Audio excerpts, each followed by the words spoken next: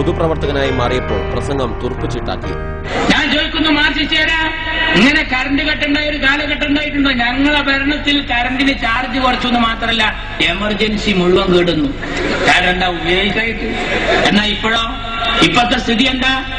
രാവിലെ കറണ്ട് പോണ്, ഉച്ചക്ക് കറണ്ട് പോണ്, വൈകുന്നേരം കറണ്ട് പോണ്, എന്നിട്ട് കറണ്ട് കട്ട് ദശാമാരിവിന്റെ ഇടയിൽ. മാർച്ചിച്ചാൽ ഇതിൽ യഥാർത്ഥത്തിൽ കട്ട് ഏതാ? രാവിലെ പോയതാ?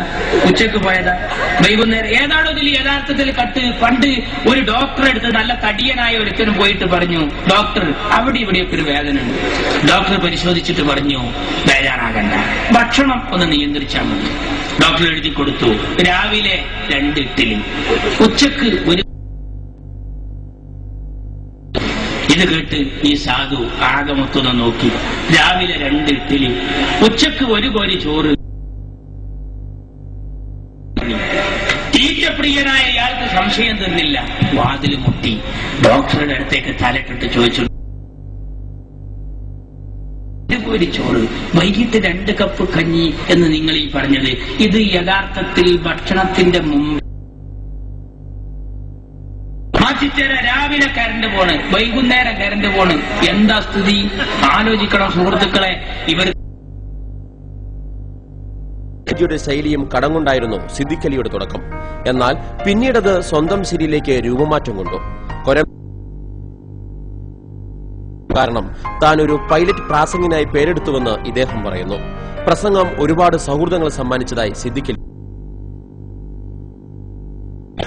അത് വല്ലാത്തൊരു അനുഭൂതിയാണ്. സമൂഹത്തിൽ നിന്ന് ആകെ 2 കണക്ഷനുകൾ എന്റെ അറിവ്: ഫോൺ കണക്ഷനും ഗ്യാസ് കണക്ഷനും.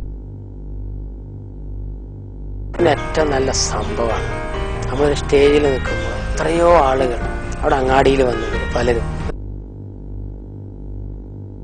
കണ്ണൂർ ഉപതെരഞ്ഞെടുപ്പിൽ വളപട്ടണത്തിൽ നിന്ന് ലോക്കൽ കമ്മിറ്റി സെക്രട്ടറി ഒരു കുടുംബയോഗം കഴിയുമ്പോൾ അദ്ദേഹം കാത്തു നിൽക്കും.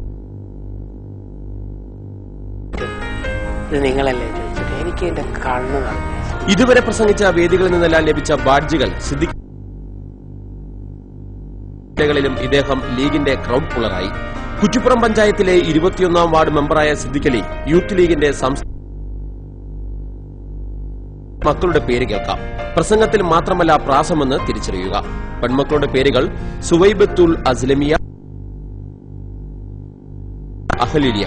ഒരാൺകുട്ടി കൂടി ജനിച്ചു. പേര് മുഹമ്മദ് ആരിഫ് അലി. കഥയും കവിതയും പ്രസംഗവും ചിരിയും പടർത്തി നാടിനുണ്ട്.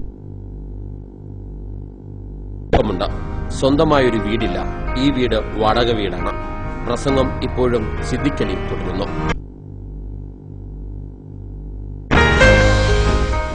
കാസർകോട്ടേക്ക് അങ്ങനെ യാത്ര ചെയ്യാൻ കഴിയോ ബസ്സിൽ?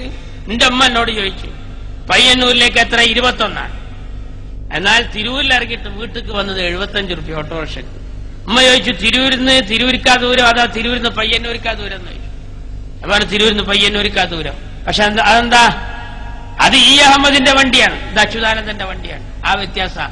എവിടെ മാർച്ചിസ്റ്റേരാ, ഇ അഹമ്മദിനൊന്നും നിങ്ങൾ വ്യോമയാന മന്ത്രിയാക്കേണ്ട ചങ്ങായിമാരെ. അഥവാ വ്യോമയാന മന്ത്രിയാക്കിയ ഇ അഹമ്മദൊക്കെ 250 രൂപയ്ക്ക് അബുദാബി കൊണ്ടുപോകാൻ തുടങ്ങൂലേ? കണക്കിലൊക്കെ എയർപോർട്ടിൽ അബുദാബി തന്നെ ഗ്യാപ്പ് ഒപ്പിക്കണ വിമാനം അങ്ങനെ ഇറങ്ങാൻ തുടങ്ങൂലേ? എന്താടോ ഞങ്ങളെ ഏൽപ്പിക്ക്, ഞങ്ങളതൊക്കെ മനോഹരമായി കൈകാര്യം ചെയ്യും.